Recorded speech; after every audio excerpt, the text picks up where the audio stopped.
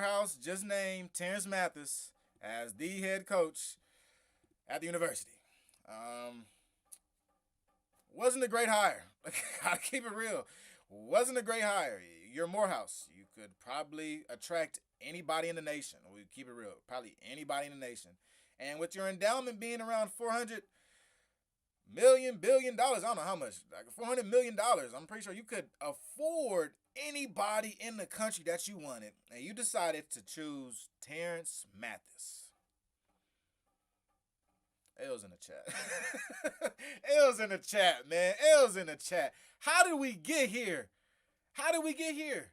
I thought Hugh Jackson was a candidate. If Hugh Jackson was a candidate next to this guy, I want to know who was doing this coaching search. Because at the end of the day, Terrance Mathis was previously the offensive coordinator at Savannah State. Played football, was playing for the Falcons at a point. Politics aside, just straight football. Why are these two names on the same list? Is anybody that's looking for Hugh Jackson also looking for Terrance Mathis? Because that's where Morehouse loses me. And this past week, we've been having all these talks about Morehouse on Twitter about, okay, where maybe Morehouse can be a MEAC school. Maybe they should lean towards it. Maybe they should lean towards the Black Ivy League. Maybe Morehouse should be packaged and leave the conference with another school. But when I look at something like this, Terrance Mathis, this doesn't seem like very forward thinking. I thought that Morehouse would be gearing up towards a Division I move and trying to attract a Division I coach. Savannah State's offense don't look that good. Been there for 2 years. Don't look that good. Got a couple of pieces in there, a couple of players that are good, but schematically, I wouldn't take those schematics. If this guy was named the OC at Jackson State, it would be outrage. I'll put it like that. If he was named the OC at Florida A&M, it would be outrage. Because we wouldn't expect much from him given his tenure at Savannah State. So, Morehouse making this move, I really feel like Morehouse felt as though their back was against the wall. I think that Morehouse came to a point where they needed to move faster than last year. They decided we could just land on this guy. This guy may have been a candidate from last year. We keep it a buck. He may have been a candidate from last year. He rolled over onto this list. I don't think he's a guy. Let me check on what Damien said. That's my guy right there. If y'all in the chat right now, Damien, that's my inside. If you want to see the inside of Morehouse, go ahead and ask Damien. Let's see. I need to see the staff. Yeah, I would like to see the staff also, Damien. Coaxum. Tony Coaxum definitely would have been a good coach at Morehouse. He was previously the head coach at Bluefield State.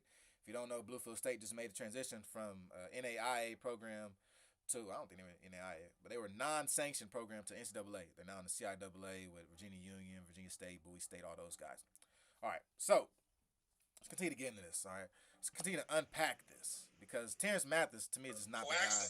I don't think any of my time will probably tell me this is the guy because there were other options out there that you didn't choose. You chose this guy over him. I don't like that. But Morehouse chooses this guy this year, right? Because they had the same coaching search last year. Same exact thing. They went through the same process in trying to find and hire Gerard Wiltshire, who was a position coach at Rice. So they hired him after National Signing Day last year, and I think that hurt recruiting. They still were able to attract guys, but I think that hurt recruiting. This year, Morehouse says, fine. You guys keep complaining. We'll hire him 7 days before signing day this time. Like, okay, thanks. Thanks, really helping us out here.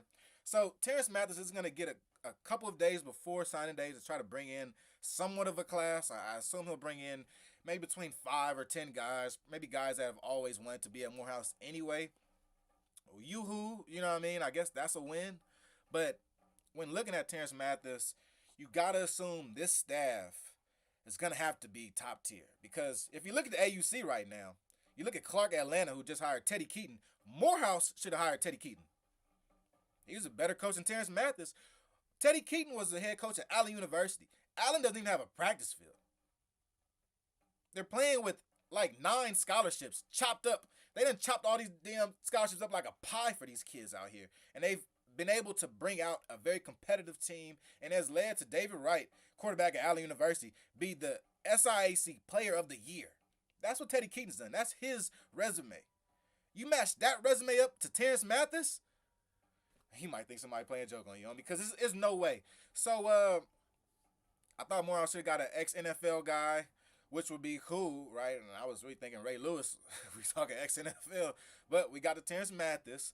So I assume that he's gonna have some connections within not only the league but within player circles. You know, we've seen this at Prairie View A&M with their coach. We've seen this at Alabama State with Coach Eddie Robinson.